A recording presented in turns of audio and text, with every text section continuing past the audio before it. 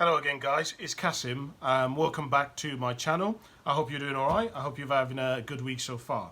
Okay, so I wanted to talk to you today a little bit about Dan Bilzerian, and I wrote down some things here that I thought maybe you might want to think about, that maybe you yourself might want to reflect on. We can have a sort of a dialogue between us, and you can tell me what you think. So comment below. And maybe they might trigger something in you. They might be able to give you a level of insight, a level of clarity. They might be able to add some value to the quality of your life. But I've been really reflecting on Dan, and I really wanted to share some things with you, which I think are really important. But before we get into that, guys, my goal is by June of 2022 to hit 1,000 subscribers. And if you want to help me reach that goal, please can you like and subscribe to my channel. I'd really appreciate it. Don't forget to click the notification button. If you can, you'd be an absolute legend. But obviously you only do that if you genuinely like the content. Okay, right, anyway, so let's get into some of the things that I wrote down about Dan, and I hope that it adds some value to the quality of your life. Okay, so the first thing that I wrote down here is that Dan has already excelled in an area of gifting. Okay, there's a lot of people who look at Dan, and a lot of people who look at Dan's lifestyle, and a lot of people look at the way in which Dan lives, but a lot of people forget that this is a result. There's a saying that goes something on the lines of, people are rewarded in public for what they've practiced for years in private. What that essentially means is that a lot of the time when you see successful people, it is a result. You're seeing the end product. When you see an iPhone in the shop, that is a result. There is a load of processes and a load of things that have gone into the production of that iPhone that you never actually see, right? And so what's really, I think, is really important for me and you to really think about in our own lives, to constantly reflect on, to constantly take inventory of, is anytime we see something which is shiny, anytime we see something which we want, the question that we should be looking at and observing is, at what price? What did it take for them to achieve that? What would I have to pay in order to be able to get a ticket, to be eligible, to qualify for such a lifestyle, for such results in my own life? Because a lot of people don't remember that Dan spent a decade of his life in poker, excelling at poker, mastering poker. And then he got to the point where he then all of a sudden used marketing. I'm going to get to the marketing and all of that in a second, but he then used marketing. He then started strategizing. He then started diversing. But at first, he was excelling in an area of gifting. He found one thing that he said, I am going to become world class at this thing. I am going to excel. I am going to be so good in this one area that no one can compete against me. Right? That one area can be through producing a product, it can be through producing a service, it can be through entertainment, right? You can be like a Logan Paul and create loads of entertaining videos. You can be like Apple and produce a service where you make it easy to send products to people very quickly, right? But essentially you need to figure out a way to be of service. There is a saying, there is a quote which I once read, which was, there was a question was asked, which is that how can a person achieve greatness? How can somebody achieve influence? How can somebody achieve great power? And the answer was, find a way to serve the many, for service to many will lead to greatness. Right? You can put it like this. I remember it was Zig Ziglar who said that if you will help other people get what they want, you will always get what you want in return, right? So, but it all starts with skilling up, with making yourself valuable. Then you produce a product that can go, or a service that can go out there and add value to people. Then, when you've done that, you can then take things to a different level. Let me take this further. A lot of people don't understand that as you become successful, as you begin to excel in an area of gifting, as you all of a sudden begin to become more influential, as you begin to achieve success, opportunities come to you which were not available before. And when opportunities start coming to you which were not available before, you then have more options.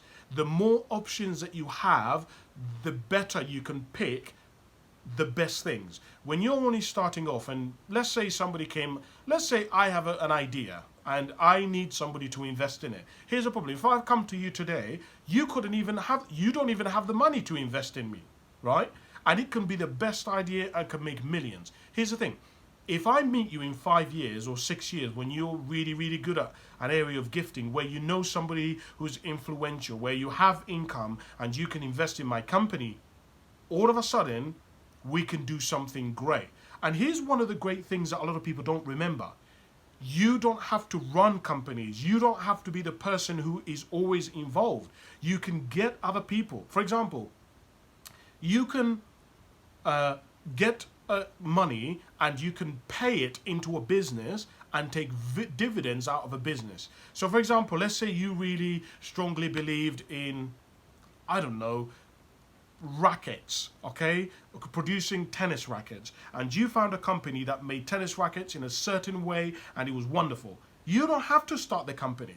All you have to do is take your assets, your money, buy shares in that company, and when it becomes profitable, and give them ideas about rackets or whatever it may be, and all of a sudden you've got somebody who's running the company, they've got funds to be able to scale the company and invest in new technologies and invest in new stuff, etc. And all of a sudden you are now creating income. But all of that comes after you've excelled in an area of gifting.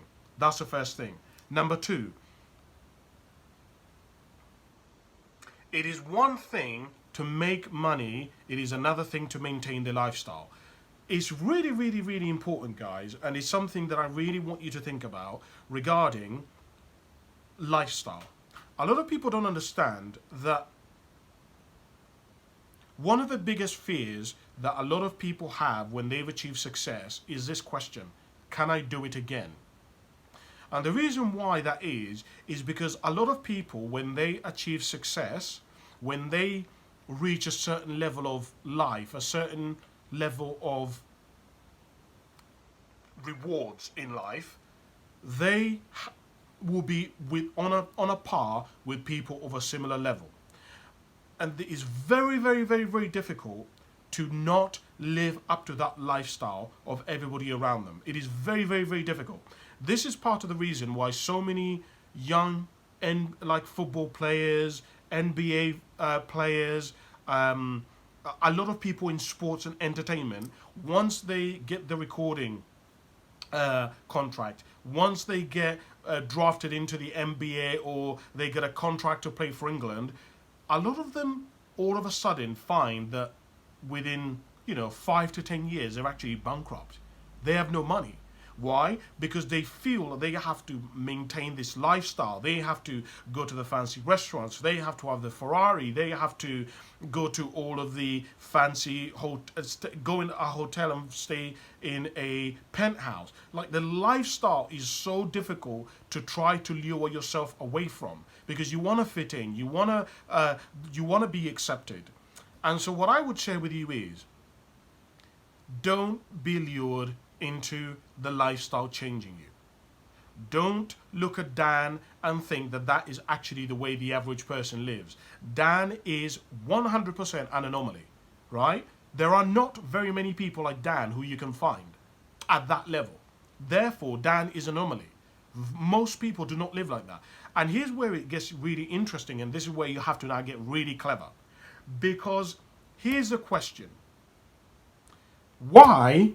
How many people who you genuinely have heard of, who you know that are really wealthy, live that kind of lifestyle? Because I have spent a lot of time studying wealthy people, and I can assure you, wealthy, truly wealthy people do not live like that. Truly wealthy people. Here's what I say to people. If you want to know how wealthy people live, go and find a really wealthy neighborhood where you live and drive around it and observe what the neighborhood's like. What kind of cars do people have in their driveway? I spent about 2 or 3 months driving through neighborhoods which were wealthy on the weekends. And I was so shocked to find, I thought, you know what? There's going to be Ferraris, Bugattis outside of these houses. There are not. All there was is like Vauxhall Corsas, Astras, like just Audis. And I was like, I don't understand. Why are all these really rich people who are living in really nice neighborhoods got really shit cars? Because a lot of people, the perception that they have of wealth is completely different to what the actual reality of it is. If you are somebody who is very, very, very wealthy, that means you're going to spend a lot of your time either with your family or at work. That means, why do you need to have a Ferrari? You don't need to have a Ferrari if you're going to spend the majority of your time at work or with your family, right? So listen to me. If you have a Ferrari and let's say you spend a lot of time in London, if you drive your car, your Ferrari to, let's say, a train station and you leave it there, do you think that's a wise thing to do? No, it isn't. So actually, it is more valuable for you to buy a Toyota Aygo and park the Toyota Aygo in the train station car park than park your Ferrari in the station car park. Do you see what I'm saying by this? Like, you've got to think about this stuff, and a lot of us are just not thinking, and this is why I wanted to do this video, because I just want you to think about this stuff. The people that you see on Instagram, the people that you see on YouTube, who they say they're living this lifestyle, they say you can have this, they say you can have that. Hold on a minute. But at what price? What is that actually? Is that really realistic? Can somebody actually maintain a marriage, see their children, they can have abundance, they can see their friend, and still live that kind of lifestyle? Which leads me to one of the other things that I wanted to talk to you about, which is that you've got to ask yourself, can Dan have a normal life? Can he have the things that all of us know are really, really lead to happiness and that are really important in life? What are some of the things that most of us generically across the world who people say are really important and that lead to happiness, fulfillment, contentment, joy? Family, security in terms of having a home, friends, stability. Does Dan realistically have that kind of life? I don't know. He may have a girlfriend, but here's the thing with having a really high lifestyle and living the life that Dan has. Who do you know who to trust? When you have money and you have income, most people who don't have money think, oh yeah, but Kasim, if I had money, nobody would ask for me, I wouldn't give it.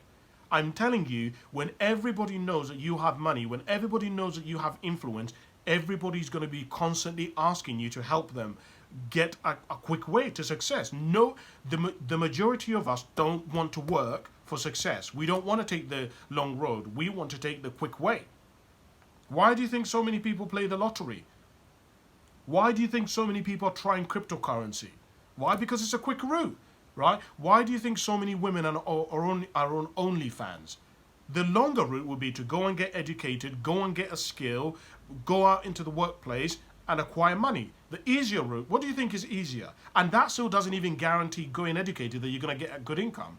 But you go on OnlyFans, you're practically, if you're beautiful and you're a woman, you're guaranteed great money, great income. You know, every week you could be earning £10,000. How many jobs are you going to have to be working in order to get £10,000 a week?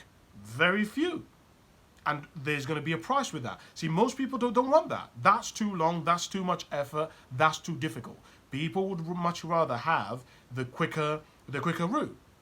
And so what I'm saying to you is that Dan's lifestyle comes at a huge price because it doesn't really allow him to be able to have some of the things that are really important.